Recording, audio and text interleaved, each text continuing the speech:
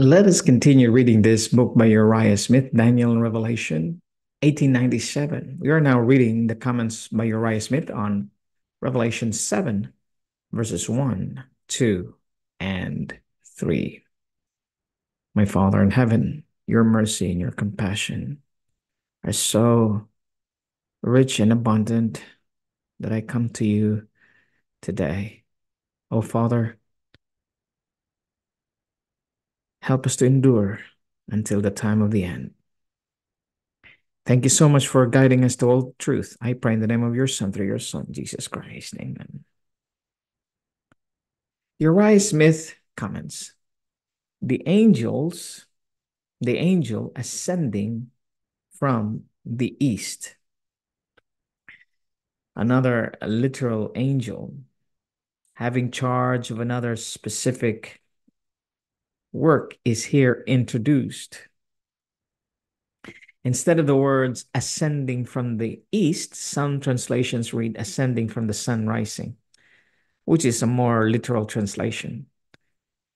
The expression evidently refers to manner rather than locality, for as the sun arises with rays at first oblique and comparatively powerless, but increases in strength until it shines in all its meridian power and splendor. So the work of this angel commences in weakness, moves onward with ever accumulating influence, and closes in strength and power. The seal of the living God. This is the distinguishing characteristic of the ascending angel. He bears with him the seal of the living God. From this fact, in the chronology of his work, we are to determine, if possible, what movement is symbolized by his mission. The nature of his work is evidently embraced in his having the seal of the living God, and to ascertain what his work is, the inquiry must be answered what this seal of the living God is, which he bears with him. The term seal defined.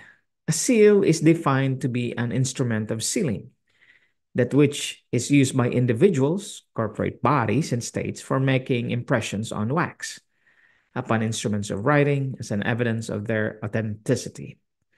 The original word in this passage is defined a seal, for example, a signet ring, a mark, stamp, badge, a token, a pledge.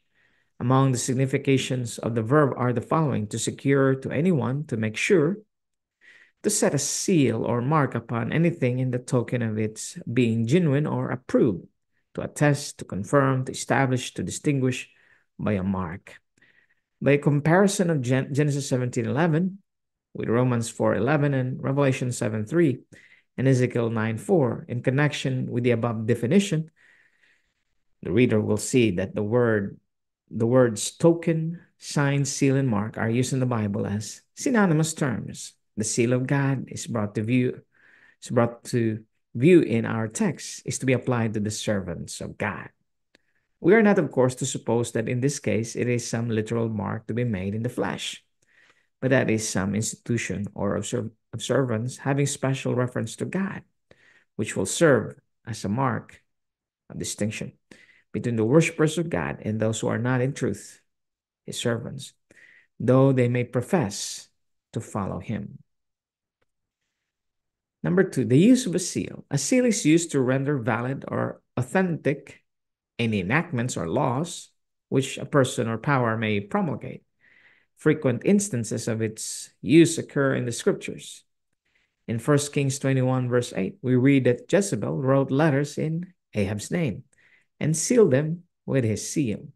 These letters then had all the authority of King Ahab. Again, in Esther 3, verse 12, in the name of King Ahasuerus was it written and sealed with the king's ring. See also chapter 8, verse 8. The writing which is written in the king's name and sealed with the king's ring may no man reverse. We'll read the next paragraph, number 3, page 48, the next time. May God our Father, God will bless you, and his Son be gracious to you now and forever.